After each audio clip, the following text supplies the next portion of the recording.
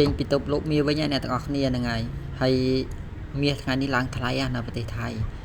មួយបាតវាហ្នឹងក៏60000ជាងបាតហ្នឹងហើយព្រោះថាអត់បានទិញទេប៉ុន្តែចតម៉ូតូនៅមុខហាងមាសគេហ្នឹងហើយហើយបើនិយាយពីរឿងមាសវិញអ្នកទាំងអស់គ្នាហ្នឹងហើយពី3ថ្ងៃមុនហ្នឹងមានព័ត៌មានខ្មែរយើងម្នាក់ហ្នឹងហើយបងហ្នឹងគាត់នៅខេត្តសមុទ្រប្រការនៅពេលអញ្ចឹងទៅគាត់ហ្នឹងទៅប្លន់មាសគេនៅហាងហ្នឹងហើយមានកាភ្លើងមកដើមហើយកាភ្លើងណាមិនដឹងថាកាភ្លើងមែនតើឬមួយកាភ្លើងคล้ายៗទេហ្នឹងហើយតាមព័ត៌មានដែលថៃចេញមកប្រាប់ថាមាសដែលប្លន់បានហ្នឹងសរុបជាទឹកលុយទាំងអស់វា1លានជាងបាតហ្នឹងហើយ1លានប្រហែលសែនទេខ្ញុំចាំអត់បានច្បាស់ហ្នឹងហើយ1លានជាងបាតហើយ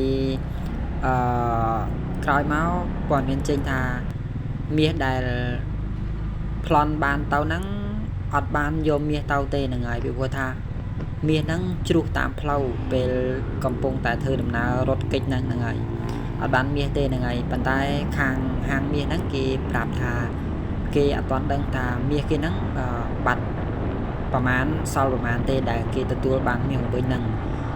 ហាងមាសគេប្រាប់ថាចាំគេឆែកពិនិត្យមើលនៅកន្លែងតូបមាសគេសិនហ្នឹងហើយតើមាសចំនួនដែល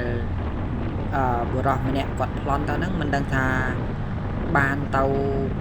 ប្រហែលបាត់ទៅប្រហែលហើយទទួល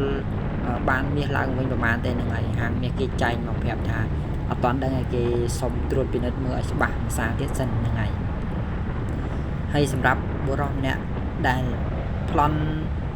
មាសពីហាងមាសហ្នឹងទៅក៏បានជិះម៉ូតូហ្នឹងជិះម៉ូតូ Sumo X ហ្នឹងទៅកន្លែងធ្វើការគាត់ប្រចាំថ្ងៃហ្នឹងហើយដល់ពេលទៅដល់កន្លែងធ្វើការគាត់ប្រចាំថ្ងៃហ្នឹងទៅគាត់ក៏បានយកឡានតកែគាត់ហ្នឹងហើយយកឡានតកែគាត់យកជិះតទៀតហ្នឹងហើយគេចខ្លួនតទៀតហ្នឹងហើយតកែហ្នឹងក៏ពេលកូនចៅយកឡានទៅប្រហែលអត់ដឹងថាកូនចៅយកឡានតាណាទេហ្នឹងហើយតពេលវេលាតមកបឌីគេតាមសើបសួរមកក៏មិនដល់ឃើញម៉ូតូហ្នឹងក៏បានសួរកន្លែងម្ចាស់កន្លែងទីឃ្លាហ្នឹងថាម៉ូតូហ្នឹងម៉ូតូណាអីណាអញ្ចឹងហ្នឹង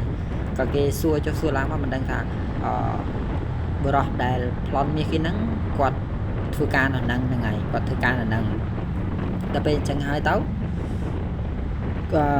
តកែដែលគាត់ធ្វើការហ្នឹងគាត់ក៏បានប្រាប់ដំណើរដើមរឿងមកអញ្ចឹងណាអ្នកនរគ្នាហ្នឹងហើយតាំងពីកម្មករគាត់នឹងយកឡានគាត់ចេញទៅដែរហ្នឹងហើយចុងក្រោយមកហ្នឹង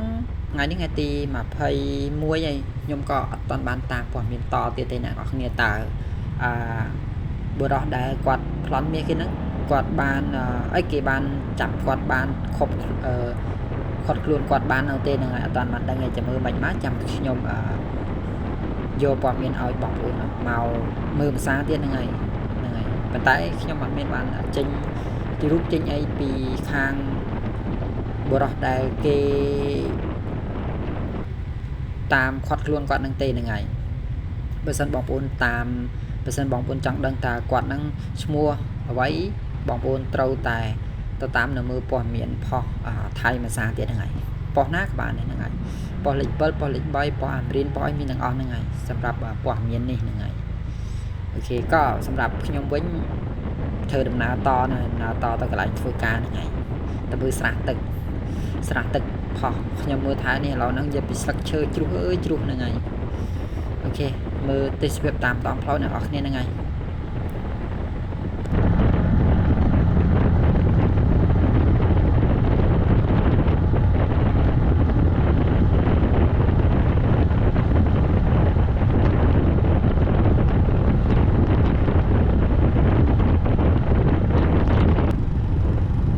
ហើយអានេះក៏ធ្វើដំណើរមកដល់កន្លែង